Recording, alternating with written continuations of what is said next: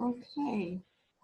I think we've got kind of like a lot to cover, so I think we should just get started and welcome people as they join. Um, in terms of the folks who responded, we've got a fair number of people, a good balance between folks who have been part of the pilot, who are implementing the tools, and people who are not, but who are on the committee. And so I'm hoping that we'll have a good representation at this meeting, that people will show up and that we can have that kind of conversation. We're going to focus today on the pilot assessment tool. Is going to be a big part of the conversation.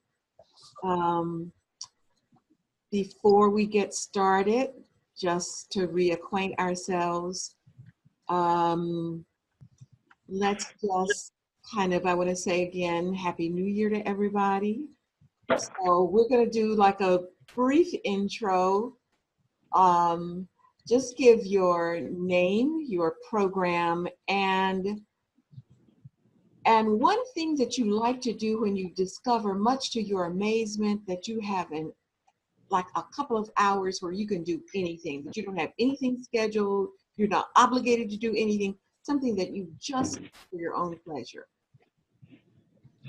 Okay, so Kristen, who's way in the back, I can barely see you. Why don't we start with you?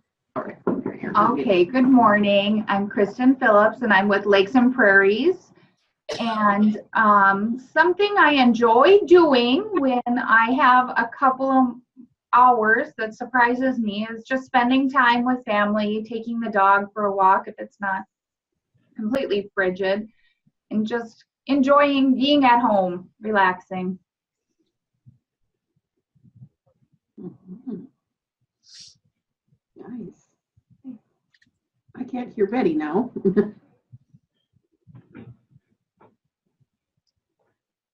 You hear me? Are we supposed to just go ahead and go? Okay. I'm Shanna from Lakes and Prairies also. Hope you're ready. Yes. I have discovered the magic art of tidying up. Read the book and am now watching the Netflix series on that, Marie Kondo's big thing. And so I've been really doing a lot of decluttering, throwing away of things, spend a fair amount of time on that. I started on my closet yesterday after work, found it to be harder than I thought it would be. But that's kind of a fun thing to do. It feels really good afterwards. Great.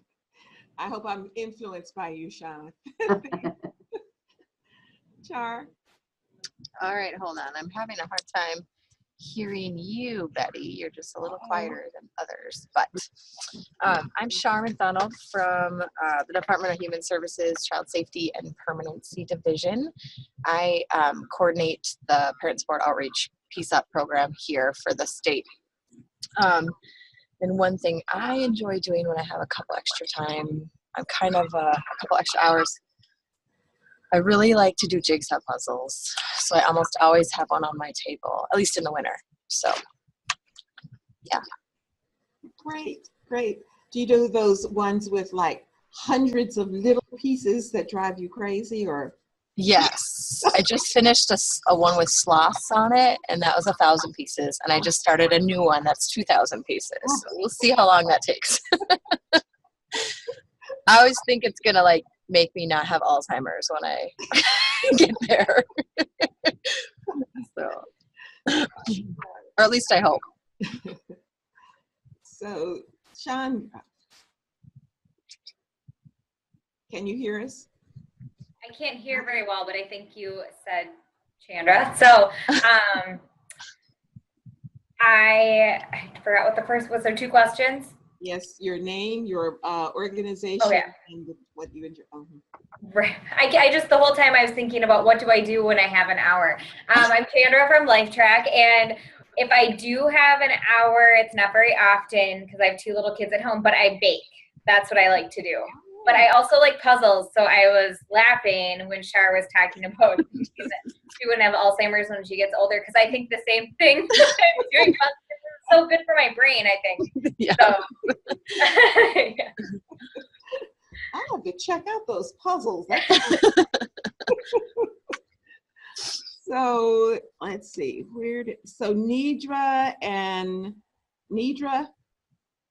are you there? Nidra and Maya, yeah. Okay. Hi. Good morning. This is Nidra, and I work for Simpson Housing Services as an early childhood specialist. And when I have extra time, I like to read, but I don't want it to have anything to do with work or teaching. I just want to read like historical romance novels. Something that really doesn't have anything to do with anything. But I don't get much time to do that. So.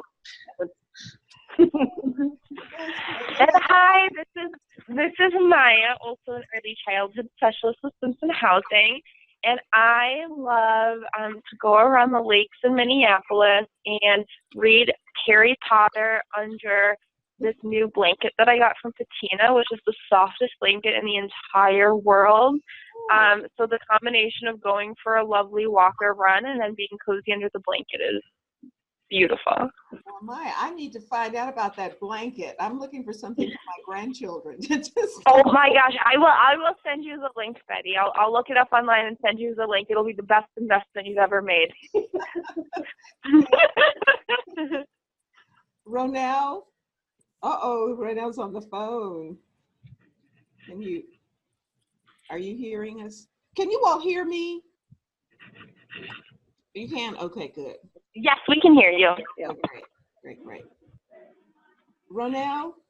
Yes, I can hear you now. Okay, great.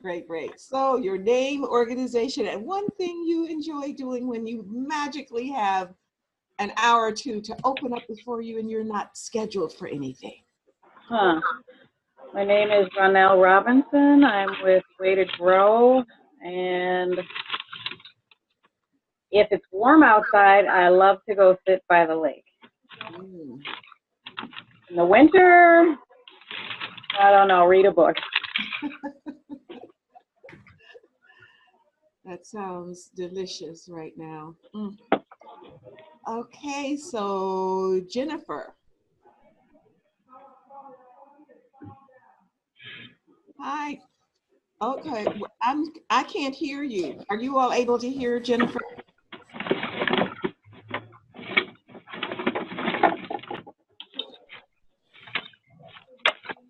Are you unmuted? Jennifer, are you unmuted?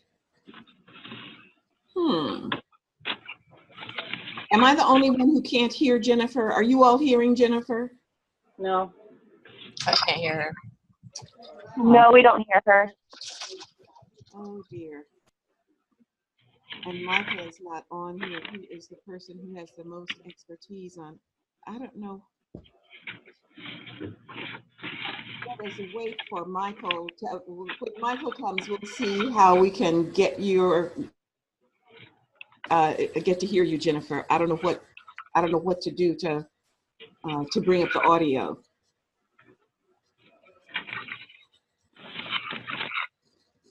Still not hearing. So Richard, are you here? I'm here. Okay. So let's hear what you do in your moments of free time. I'll either go for a walk, take a bike ride, plan a trip, or take a nap. Well, lots of choices there. Lots of choices. Yeah, I don't like to sit still, except when I'm napping.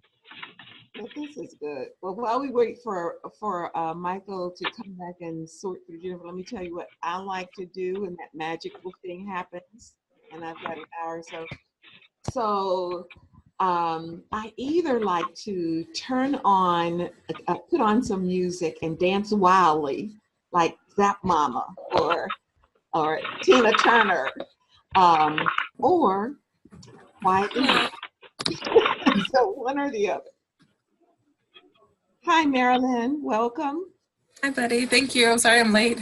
Oh, that's okay. We were just introducing ourselves So your name, your organization, and one thing that something you like to do when your schedule magically disappears and you've got an hour or a couple of hours of just free time where you could do whatever you want to do. What do you Okay. enjoy? Something you enjoy. Should I? Okay, all right.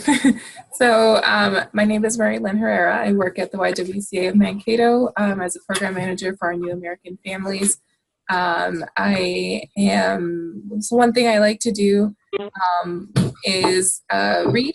If I have an opportunity to do that, I like to read mostly nonfiction, so something like historical or related to like social sciences. But I also really love to binge on, I mean, I'm gonna sound like a dork, Frontline on PBS. So I can watch that for days. So, and I've been trying to get into the news from the past that I was probably too young to understand, or life was just too busy. So that kind of helps. Yeah, that's pretty interesting. Yeah. Thanks. So Jennifer, let's try it again. Let's hope that we can hear you. Oh no. Oh, faintly. I can hear you faintly. Was the question, what do we like to do in our spare time? Yes. Okay. Well, I have a 3-year-old son, so most of my free time is spent playing with him. But when he goes to sleep, I like to just watch shows with my fiance and kind of catch up and have adult conversations with him. Very sweet, very sweet. Okay, so let us move forward. As I said, we're going to focus a lot of our conversation today on the assessment of the pilot process. But before we do, let's just kind of check in on the current status. Is there a lot of changes? We are really hoping that, you know, there will be some funds that we can tap so that Laura and Atunde can join us again. You all have done such fabulous work over the last couple of years. I mean, the coalition has just been really amazing. And so we're all hoping that this can continue with the vim and vigor that it has in the past. What you can expect in terms of the pilot process is that we have 3 more meetings. So just in terms of where things are with the implementation, we will, everything, all of the pilots should have finished everything. We're thinking by the end of January, actually. And so in February, we will have a meeting just with the pilots. Now this meeting is with the whole FES subcommittee. So whoever, you know, signs on, you know, this is a larger conversation. And it's focusing again on the assessment of the pilot. The February conversation will just be with pilots, and we're going to debrief the process, find out, you know, what went well, you know, what were some of the things that you learned. We'll talk about the data and so forth, because we'll have everything by that point. And then we'll have a final meeting in March with everybody, in which we'll be able to talk about the data, talk about how do you all want to use this data moving forward? What do you see as options for yourselves? So, so the pilot will be completed in March. The whole process in March. Any questions about any of the process? Okay. So, why don't we just have a little bit of a sampling of where things are with those of you who are implementing the pilots now. Just if we could have just one thing that's going well. What's going well? Just one thing. Just a couple of people. Hi, this is Nidra and Maya, and we would say it was really enjoyable and easy for us to do the staff surveys because once a month we have our family housing team meeting, so we were able to administer all of the staff surveys at one time. And it was also really interesting to just look through the results of those surveys. So we really enjoyed doing that, and also have enjoyed doing it with the parents too, but it was nice to kind of get all the staff information just within one meeting. Great, great, great. Anybody else? And it can be, you can share anything. It could be a challenge or something that went well or something that surprised you.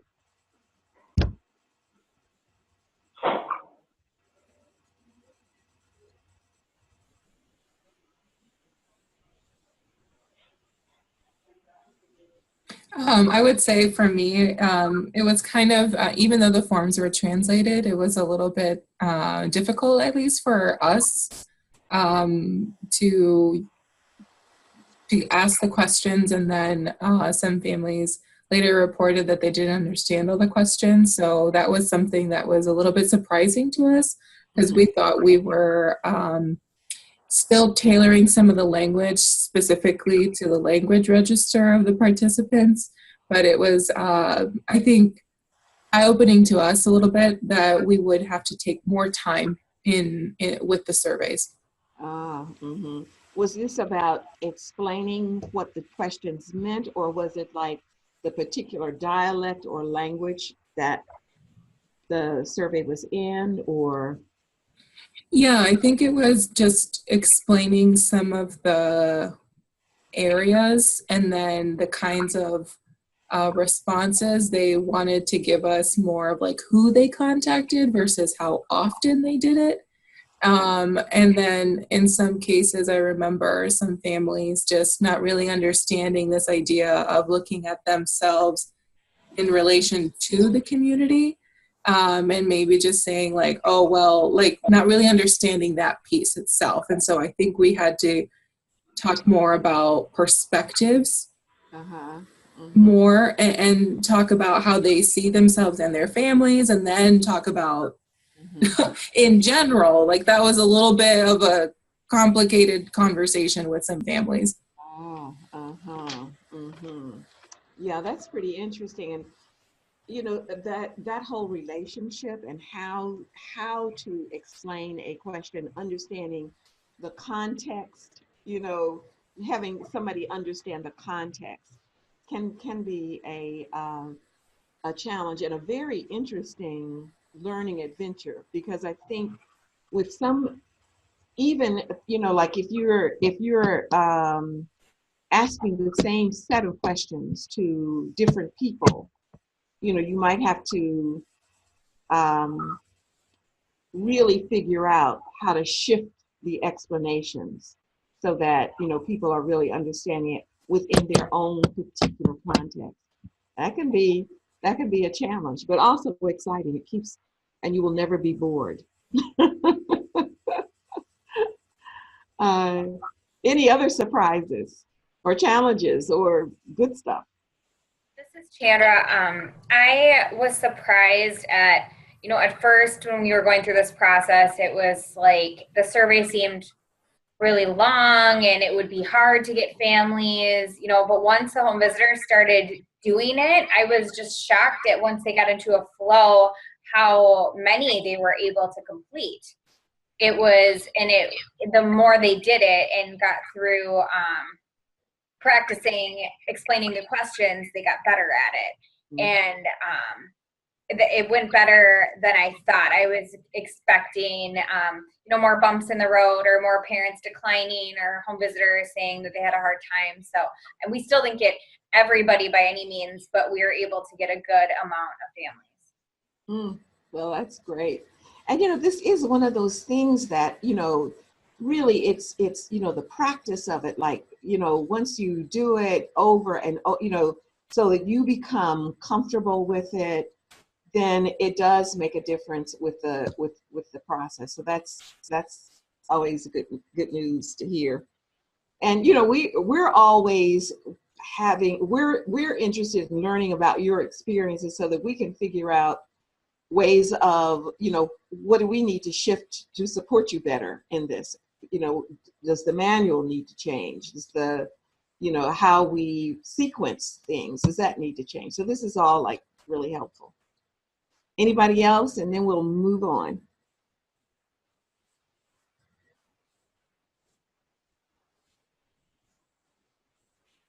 Okay, so one of the things that we want to, let's see, do you all have your the assessment in front of you, the pilot assessment? I can put it on the screen if that will make it easier.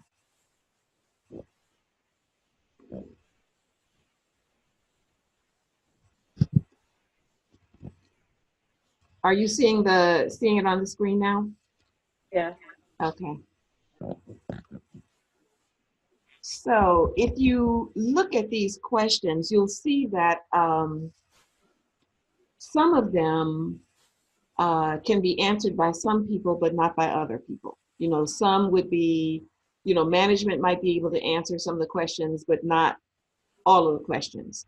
Home visitors might be able to answer some of the questions, but not all of the questions. So as you look through this, first of all, do the questions make sense? Are they clear? Are they understandable? Does anything need to change in the way they are worded?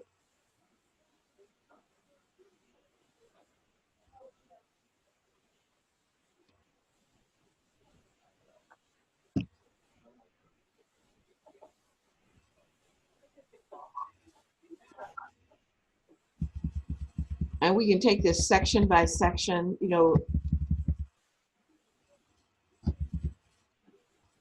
so look at the first section.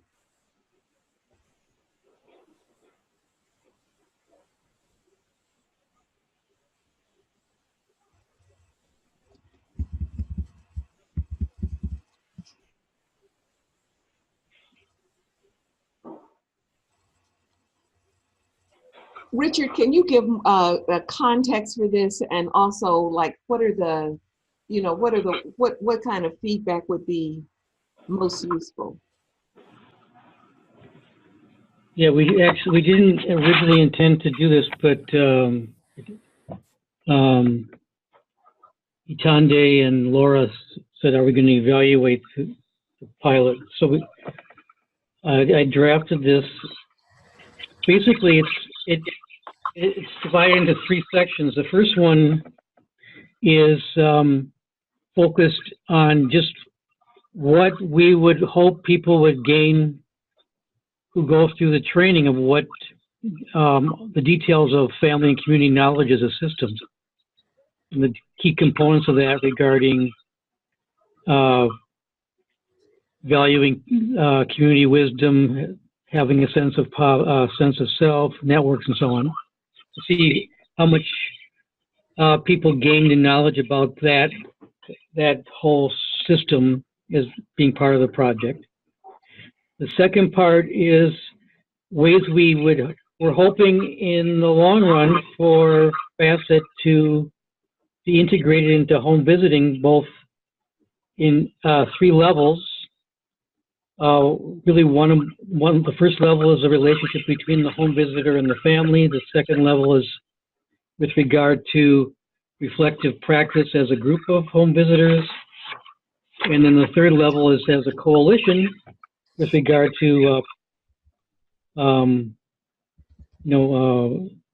improving resources for home visiting and generating systems change, information for systems change.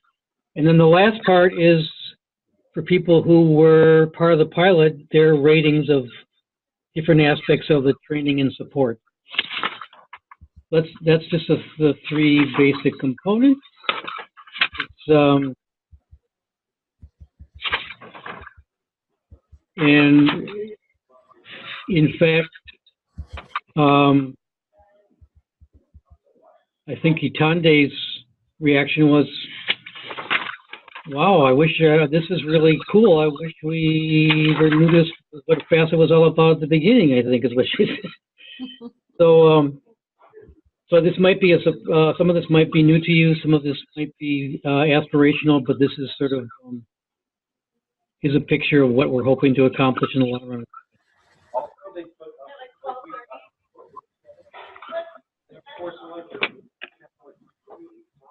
Does it make sense?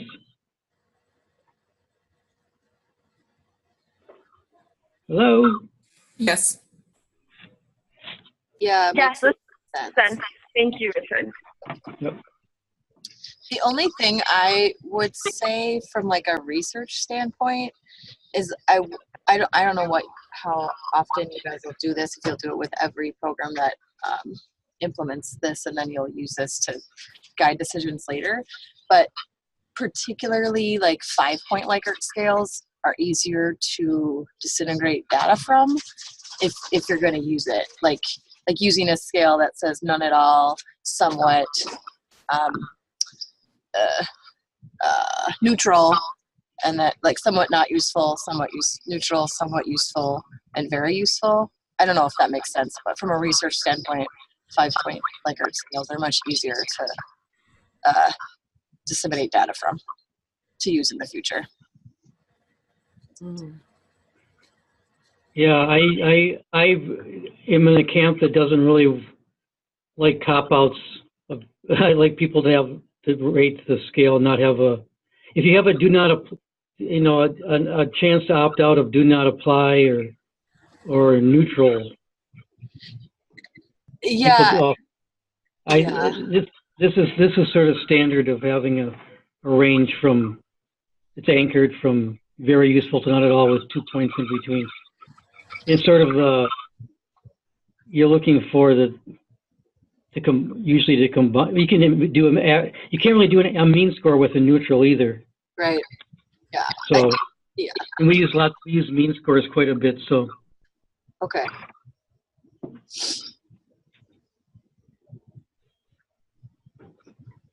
One thing I'm curious about, in conversation, listening to some of the comments that people made, like during the training, it occurred to me that there may be, again, depending on the organization and how it's staffed, would the assessment tool be appropriate for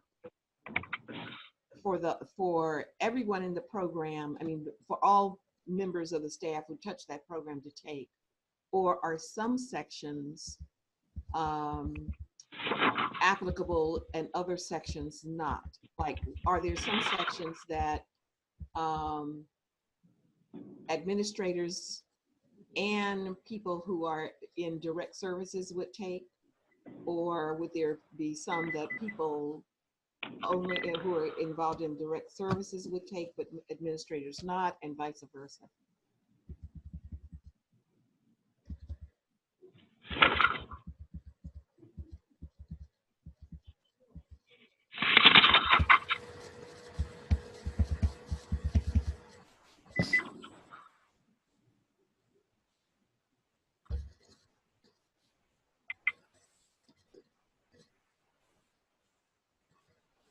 Anybody? I think just as a first thought, I think at least for our program where there's only 3 staffers, I think it would be suitable for all of them to answer the assessment.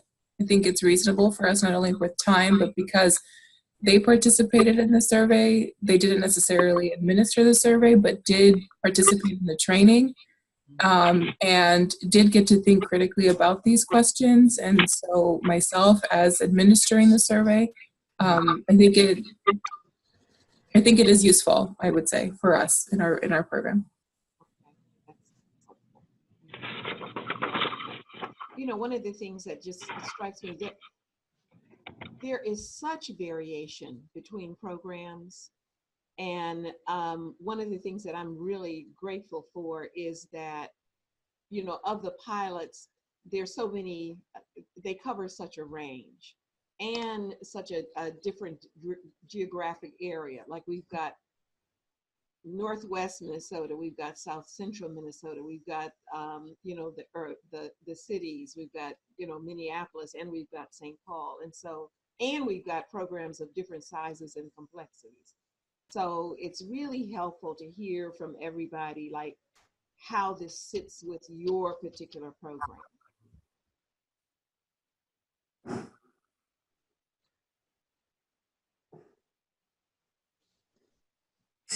Is Jennifer still there?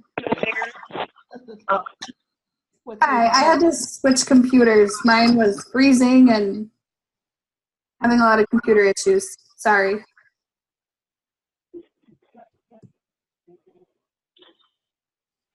This is Nidra and Maya. And in looking at these questions, we feel the same, that we would be able to respond to these questions, and it would give us some healthy conversation about what we're doing too, because it would give us a framework to look at our home visiting program, to see, you know, to see if, not only in answering the questions, but to see if we feel like we're doing what we should be doing and where we could do better and all of that. So it would be questions that we could all answer. Oh. Good to hear. Thanks, Nidra.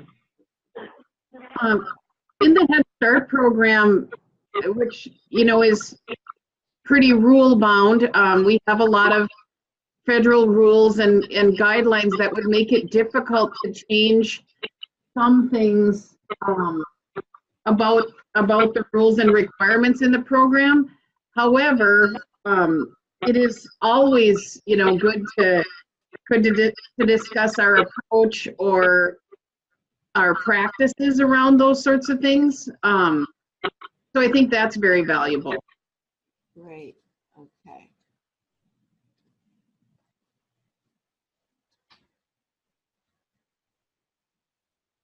This is good.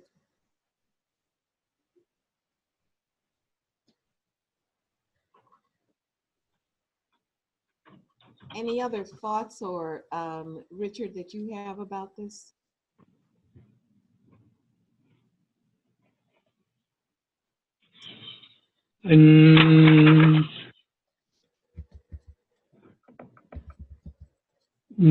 Well, just wondering if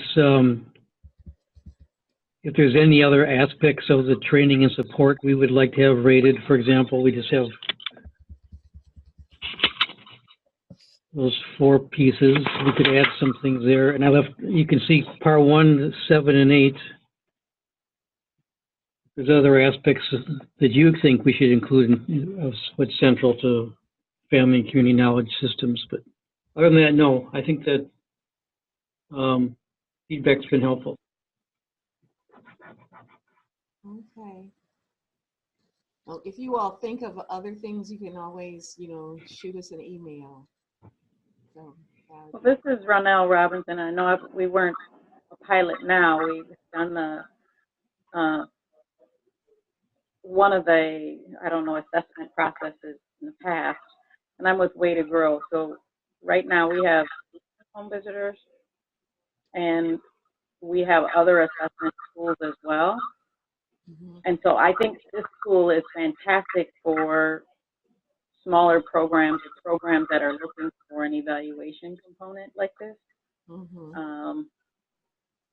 But for us, it was hard to look at how we would use all the components of this with all the other assessment tools that we have.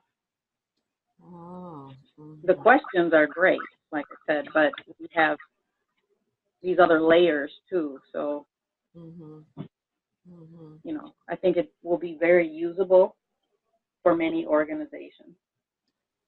okay.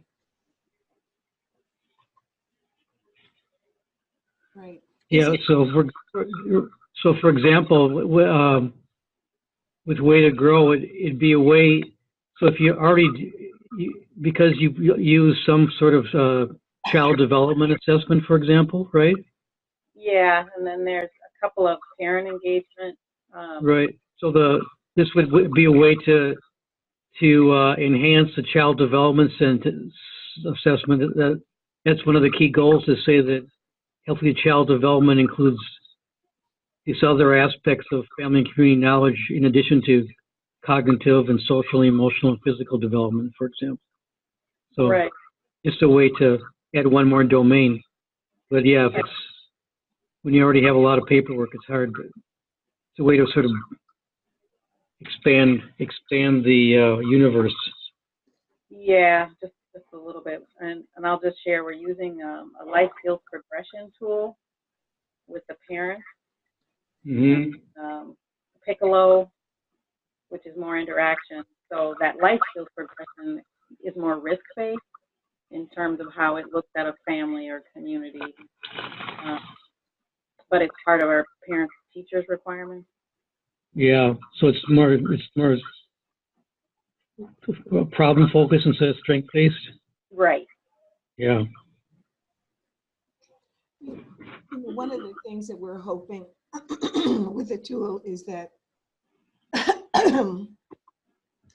it can start a conversation that can flesh out information, because a lot of times programs or grants will come with very specific kinds of tools that they will want you to use with that particular program or that particular grant. And sometimes, I mean, that's fine, but there may be dimensions that are important to your program or to the families that you serve that it's hard to kind of get on the table and in any kind of consistent, formal, research-based way. And so we're hoping that that is another way that these tools can be used, so that when you have this kind of information coming from different types of programs, but it's looking at the same kind of dimension that hasn't been included in other tools, that it will create interest and momentum and give you guys flexibility in being able to put those kinds of that kind of information on the table. I think this is kind of a typical pattern, whenever you introduce a new tool, staff will struggle with the nuances of doing the interview or the conversation. And I think where the struggle comes sometimes is some of the concepts, we don't even understand them from the cultural point of view. So maybe some training prior to doing the survey around things like, for example, how a positive sense of self might look, sound, kind of appear in a different culture. Because I think that the staff focused on explaining the words in the question when they did the survey, but they didn't know how to explain the concept in a more open-ended way, so that there was a more equitable way that the parent could answer it. Mm-hmm. I think the parent was busy trying to understand those words, and that's where it got a little bogged down. But I understand, for the purposes of gathering data, we can't do everything in an open-ended way. But I think staff got a little lost in the process on that, because some of the words were very hard to explain. Okay. That's helpful. That's good to know. Thanks, Shauna. Any other thoughts on this before we move on?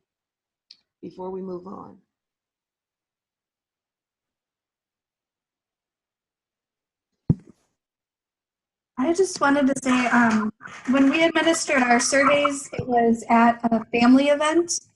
So the parents were in a group, and mostly the parents didn't really ask any questions, and they said that they understood the survey.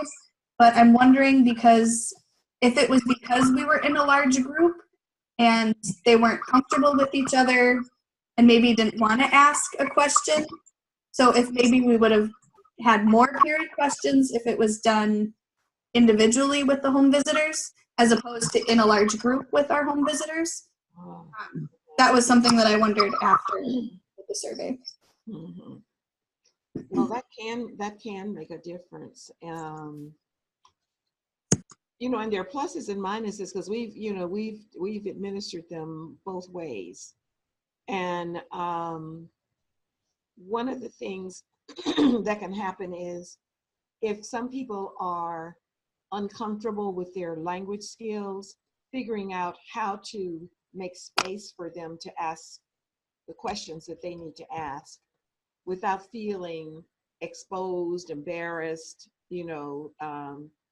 any of those things. That's something to take into consideration. On the other hand, a lot of times when you're asking the questions in a group, it can give people room to have more conversations about the questions, like so that individuals can make observations, like, oh, well, this is how I think about this, or this is what I've experienced with this, and then other people can get more comfortable with it. But again, I just want to emphasize the first time, this is a pilot, y'all are on a learning curve, and as you move forward, then you'll be able to see, you'll be able to try it different ways, and you'll be able to see, what kinds of information you get from the different ways that it could be administered. And then on top of that, the individuals who are administering it will get more insights. Because one of the things we're talking about is how you could have two people from the same program administering this tool to the families, and they will have different experiences in how the parents responded, what kinds of things that they said, and especially if they are working with different cultural communities. So being able to debrief with each other about what you're noticing and what you're hearing will also add to your fluidity and your comfort level in administering the tools, and will surface new information that you can act on, that will make a difference in your program. That's one of the things that we observed. So it's like, if there are two people in your program administering the surveys, or three people administering the surveys, being mindful about having debriefs with each other, periodically is a very good and useful. This is Nidra. Can you hear me? Yes. This is Nidra Maya. We found that when we administered it with families that we've had for a while, it was easier, and we were able to get more conversation, even though some of the questions might have been a little confusing. But our newer families had more issues with it, and I think a lot of it was just because the relationships that we had with our families we've had for a while, we may have talked about some things similar to this, and so it wasn't all brand new information, or they might have felt more comfortable with us, because we have had an established relationship with them. So the length of time that we've known the families made a difference in how the families responded for us. And Maya, here, and going off of what Nidra said, we were trying to be really deliberate about, administering the survey only if we've been with families for a handful of time. So it took us a little bit in the beginning, right when we got to the fact that we realized we were working with so many new families, that it took us, a couple weeks to make sure to wait to administer it with those families to ensure that they could respond adequately. That they had they had the knowledge of the program enough to actually answer the question. But it was really interesting to do I know we're focused on the questionnaire right in front of us, but to do all the questionnaires with the families and understand kind of helped us give us a framework of what more can we be adding to our program, which is the intention of the facets. So that was interesting. Great. These are very helpful observations, and it's something for all of us to reflect on. That's great. Is there anything else, Richard, before we move to the new opportunities? It looks like we may end early, but I don't think anybody would have an objection to that. No, I've nothing further. Thanks. Okay. Well, one thing that is happening is Betty, sorry, I have to cut out and head to another meeting, so I just wanted to say goodbye to everybody. But. Oh, okay. Well, thanks so much for joining us, Ronell, and thanks for your observations. Okay, Happy New Year, everybody. Thanks. Bye, Ronell. Bye-bye. Bye, thank you. Bye-bye. Well, looking at moving forward, you know, what are some of the opportunities in the current landscape that you think the data or the facet process can help you to influence? And what are some of the ways that could happen? You know, we're seeing so many. We're in the midst of so much change, and we have new administration. So, you know, new relationships, new opportunities. You know, there's you know, federal grants, there's state grants, there are private grants, and you know, just the mechanics of governance. So when you think about all of the opportunities and challenges that will present, how do you think that these this process or the data will help you to influence this?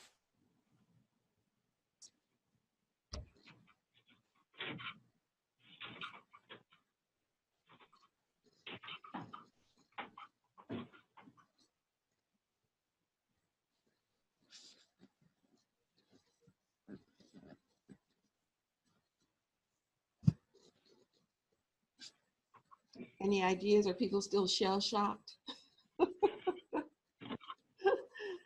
Oh.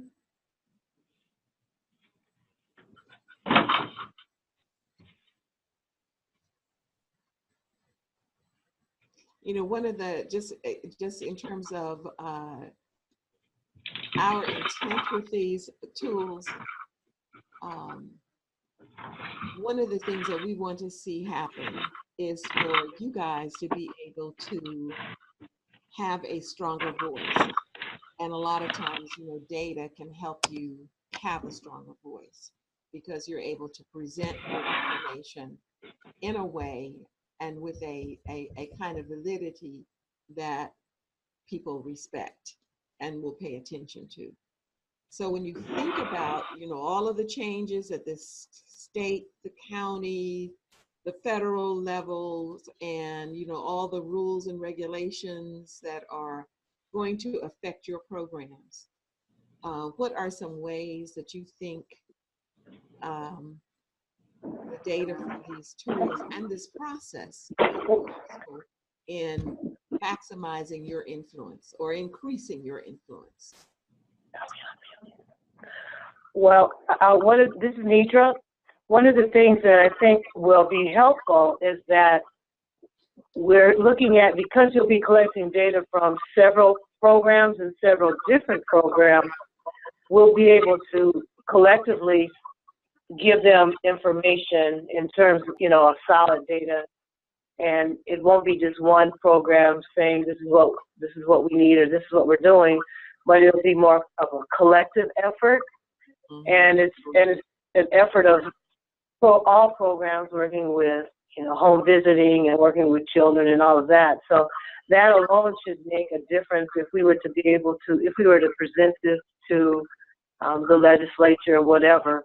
But it would give a more collective perspective of what's going on in the field. Mm-hmm. Yeah, that's a good point. And to let's keep that in mind, because when all the data are in, we're going to produce an aggregate report. And maybe that's what we can look at our last phone conversation or last meeting, if that's going to be phone, and we can ask the same question about how that information can be put to use once you actually see the actual results. Yeah, yeah.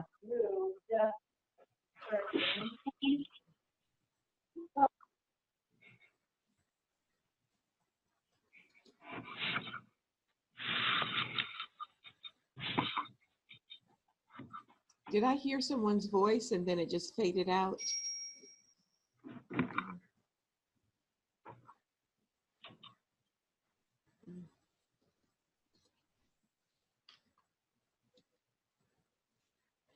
You know, one of the things I've heard you all mention how restrictive some of the rules and regulations are that you all have to abide by from different sources of funds. How do you all see this? How do you all see this being able to affect this, and under what conditions?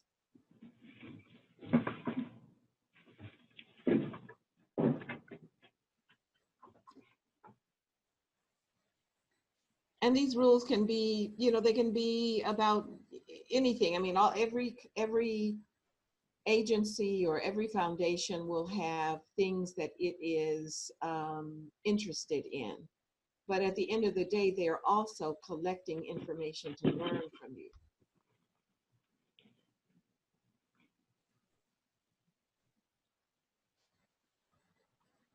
And is this something that we can think about on the front end? Well, Betty, the Head Start program is very engaged in developing tools that assess parenting and parent-child relationships and things like that. And thus far, tools that they have unveiled really don't address culture much at all. So, you know, it's possible that it could influence something like that. You know, they look at things like home routines, whether a parent understands their child's development, whether a family is setting goals for themselves, things like that. But they don't have any cultural context to them at all. So I could see possibly raising awareness for programs such as the Head Start program, that is also an important part of family development. But yes, that's what's happening in that world right now. Oh, good to know. Thanks, Shauna.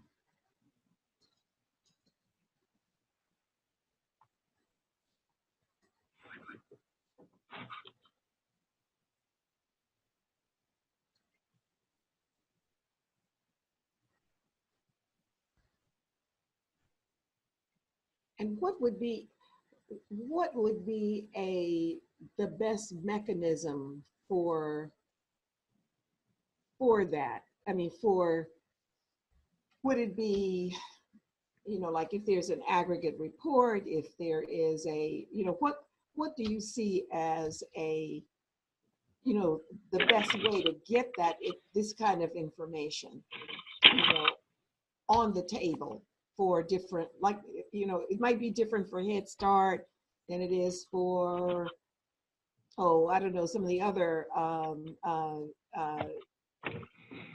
competitive grants that you all are going for. What would some of those strategies look like? Would it be like from the coalition as a whole? Would it be like a subset of the programs that, you know, what would be some mechanisms for getting this information, these kinds of ideas out there?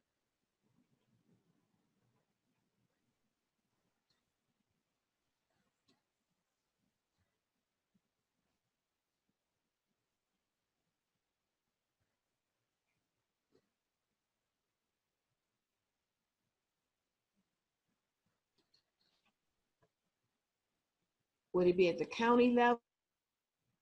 Would it be at a regional level? No, I think it would be higher than that.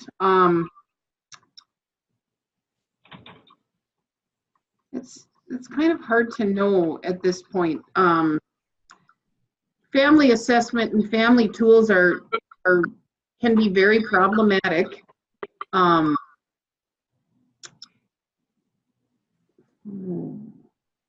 Because I think where it gets a little confusing is we're always, trying to see if, which is similar to what this survey does, we're trying to see how we impacted the child's or the family's experience. Or are we asking about the family's experience? That's where it gets a little confusing for me. And also where it becomes very confusing in administering the survey too. Because that's one thing we're struggling with in parent assessment in Head Start. We're trying to figure out whether we're truly, is the purpose of that to engage families in their relationship with their children, or is it to evaluate how our program is doing? We kind of try to lump both of those into tools, and I think that's one of the hard parts of that. So I'm not sure, in my brief experience with this tool, exactly how that would, because one of the ways that we do it in Head Start, and I know this isn't relevant for everyone, but since you asked, is we try to aggregate family information with child assessment data. We want to determine what is it that makes a difference for a child, what promotes family's capacity for school readiness, that type of thing. And I think we would all agree that a family that feels as if they are trying to fit their culture, and that they are able to bring about the best of who they are in their interactions with their child, would certainly feel better about their relationship with their child, as well as their relationship with that program and the larger community, would be my guess. One of the reasons, I'm sorry, coughing. The issues you raise about, what is this assessing? Is it the parent's experience? Is it their experience with the program? Is it the program itself? Because all of those dimensions are really important. And that's why we have the two tools and the dialogue, because we think that doing it that way will address some of those very issues.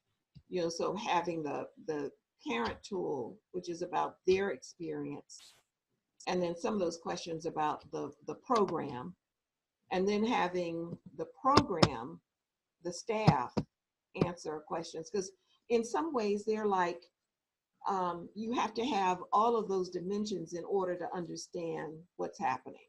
You have to hear what staff is experiencing, what their perspective is, what they're observing around the families, and just in terms of what they're accountable for within the program.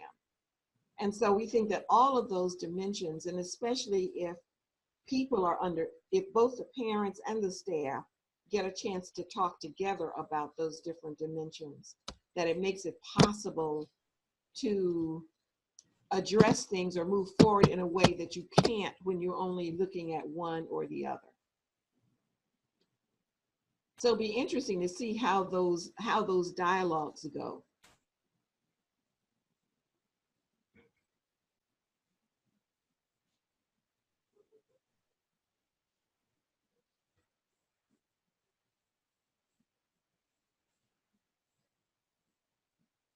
Any other thoughts? I'm thinking too, I agree with what she was saying about whose experience are we looking at, the parent versus the program versus the child experience. Right. And it would seem that hopefully that if the parent and the child experience is good, then the program experience might be what we want it to be. But I don't know that that's always what maybe like a funder is looking at. Do you know what I mean? It's a lot of times I think that we have goals that we want for our families and for our children and for the program. And then when it comes to funders, they're looking at something else. So I wonder if how the tool can be used to support what different funders want. And it's way too early, of course, for us to know that or to understand how that's gonna work. But it will be interesting to see what we can pull out that would address what a funder wants versus what we actually want. Because sometimes they're not the same. You know, we're not looking at the same thing. Well, I tell you from what I've experienced and seen, a lot of times it's not the same. And, you know, the question becomes, you know, what are the ways in which you can influence how funders think about this, or how any kind of powerful entity that is going to have impact on your program, you know, how will they think about this?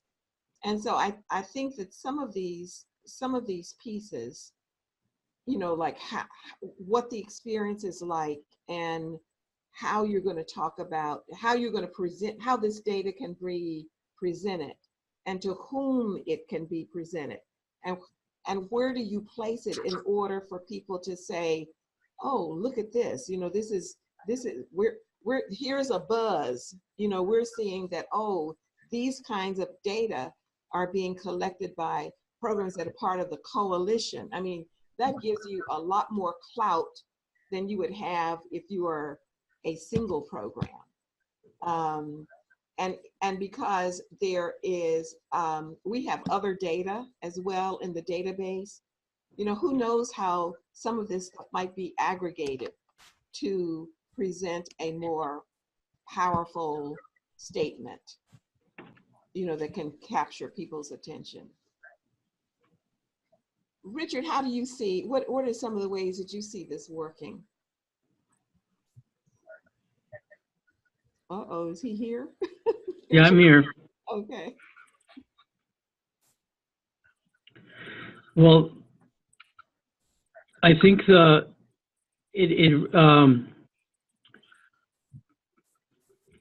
part of it is to think about the standards you use to rate quality, but from whose perspective. I think that to a certain extent we're in the state of quality assessments in early childhood is more from a highly professionalized point of view, as opposed to from perhaps a child-centered or parent point of view, and it's not grounded in diversity. So I think the extent to which we can push back at those standards to make sure that they encompass, that the programs are supporting the families in a way that families want to be supported, and valuing the families with their own wisdom instead of saying we have all the answers and we're coming to you, is really important. I don't know. Was anybody on the attend or on view online the prenatal 3 forum yesterday? No. I went to that meeting. You were who's that? This is Shar from DHS. I was there. Yeah. Okay, so towards the end where what's her name from the parent educator, Ada? Yeah. She gave these 2 stories, but basically she was saying that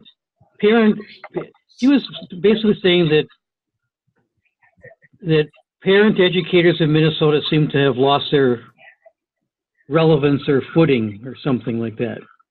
Or she's trying to get them to get their footing and relevance, or that they have a lot to offer and people aren't valuing it anymore or something.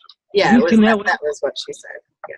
Yeah, and I think it's that sort of saying, well, look in the mirror. Maybe it's because you maybe it's the profession that's saying, we have the answers and we're going to give them to you, instead of having a give and take with the families they're so-called educating. I think it's that kind of relationship that I think this information can be used to improve. I don't know if that's just I just felt like she didn't really understand what she was saying necessarily. Yeah, I think we did get a little off track at that meeting. Pardon me?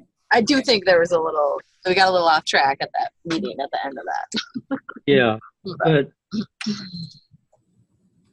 If I could add to what Richard was saying, we applied for Eliminating Health Disparities grant through the Department of Health. And we wanted to apply, for home visiting, of course. And one of the things that they really wanted us to detail was this co-learning, sharing power, wisdom. And I think what this tool, and I think when Richard had talked about the 3 levels of relationship with the family and the home visitor, and then also with reflective practice, I think that the tool is a conduit to some of that. Maybe at that kind of managerial level, but then also for home visitors to think about how their relationships are within the family and how they themselves are honoring that wisdom and not being impositional to something as so, I think, personal as like parenting with values and so forth and culture. But I think that with some of the grants that we've been seeing, there's been a lot of question related to what kind of relationship do you have with your families? How do you kind of give voice to your experience, and how do you know what you're doing is right because of it? And I think that this is an interesting tool, and I did think about it as we were writing some of this stuff, and I thought that this could be a good just starting conversation, or maybe even a slightly evaluative piece to look at some of this stuff as to how are you sharing wisdom, or even just asking about it in the first place. Because I think for me, it's as a manager for our program, I'm not always aware as how often do they have those conversations with families, and then is that going on a regular basis that makes those relationships so long lasting? I'm not sure, but I think that it is a way to start demonstrating or even informing maybe some practices when we talk about culturally competent. Maybe this gives you a little bit more ammunition to say that you are doing those things that maybe lead you to that competency with your families. Yeah, that I appreciate that. I mean, as exactly, right on. So many funding proposals, I mean, wouldn't even ask that kind of question. They make you dwell on what are the deficits that you're trying to overcome, what are the big problems families face, and so on. And where this gives you a chance to break through that paradigm and start questioning it and saying, well, listen, we want to treat this as families have strengths, and this is one way to think about that. So, but it is sometimes an uphill struggle with funders who want you to paint the bleakest picture you can in order to get funded, right? So, yeah. In a lot of ways, this is like cutting a path to getting new information on the table. And the more it can be demonstrated, shown that there is a way of collecting information consistently, and that there is a process that this moves it beyond the anecdote. Because see, we've got great anecdotes, but anecdotes stay in that anecdotal category, and they don't really move policy and practice. But when we can have data as well as the anecdotes, then I think that can give people a lot more grasp. You can really move things forward with that. And I think that there are a lot of people who can relate to this, because it is from a parent perspective. It is from people who are working on the ground with these families. You know, it really addresses that level, and I think people are hungry for that kind of information. Well, you guys, I don't know if there's, I don't want to, you know, if there are more burning comments to make, please make them. I don't want to like draw this out, you know, if we are done. So if there's, it's now like 11:12. So, you know, we've covered all of the things that we, you know, had on our agenda. So if there are no more, are there any questions about anything? Any questions about next steps? I have a question. This is Shar. Are we thinking that next time we talk that you would have some sort of data aggregated from what's been piloted to know sort of outcome measures? As we were talking talking through funders and how we could use this to support you know, our request for funding. I think that at least here at the department within our safety intervention work, we're trying really hard to focus on evaluation. And so I think if I had some information relative to what came, I'd be able to sort of share some thoughts about what might be helpful as you all are submitting RFP proposals, for example. Yeah. So when are people expected to be pilots done data collecting? Are people done now, but they're waiting to do this conversations? From the reports that you all gave me, like at the beginning of December, the end of November, most of you had done the staff surveys and had input the data. Some of you had completed the parent survey, and some of you had not. And some of you had input some of the data that you had, and some had not.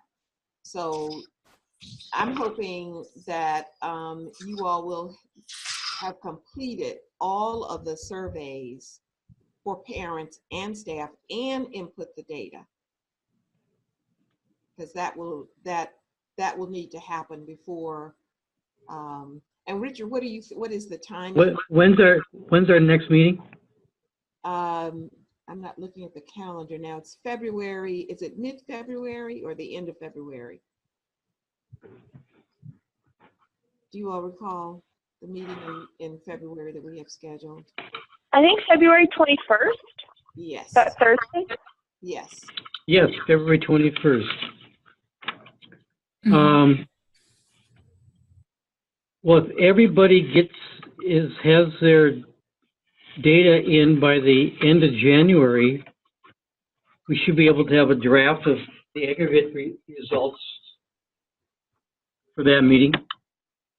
Is that just the meeting for you guys? For some reason, I don't have that on my calendar. Yeah, that's the meeting just for the pilots. Okay. And then there will be a meeting with everybody in March. Oh, yes. The 12th, right? Yes. March 12th. Okay. So please get your data in so that this can happen. We have it all on track. Okay. Any other questions before we adjourn? Okay. Well, thanks so much, everybody. Thanks, everybody. Your time. Bye. Bye. Thank you all so much. And hopefully we can all meet in person one day. That would be so fun. Maybe we could have a little end of the facet celebration party at Wild or something.